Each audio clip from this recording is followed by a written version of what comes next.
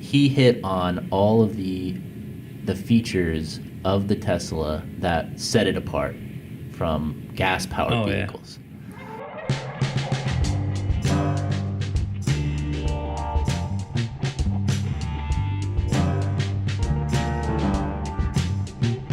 Acceleration stuck with me. I think I had a dream about it the night after. It was like the computer is milliseconds. Yeah. And it's direct torque, an electric vehicle. Well, electric cars have really great traction control because the reaction time is so fast. Right. So with a gasoline car, you've got a lot of latency. It takes a while for the engine to react, and but for electric motors, incredibly precise. That's why, you can imagine, if you had like a printer or something, you wouldn't have a gasoline engine printer. That would be pretty weird. Or like a surgical device. It's going to be an electric motor on the surgical device on the printer. Gasoline engine's going to be just chugging away. It's not going to have the reaction time.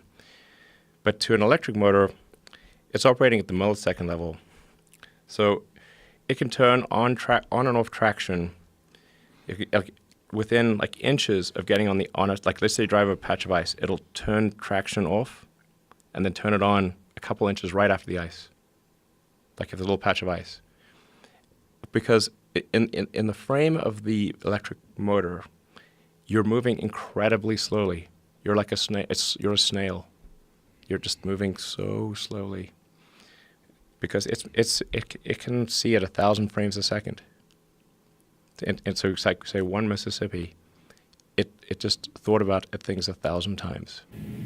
And that also played into the safety features of it. Yeah. Because it was like, if your car is on ice or something, for 1 second, and because the electric motors have a much faster reaction time than that of a typical vehicle. Yeah. So he said virtually it's impossible to lose traction and oversteer or understeer on ice, black ice, like Joe was talking about. But so that was really hard for me to imagine. But I've never been in a Tesla on black ice or.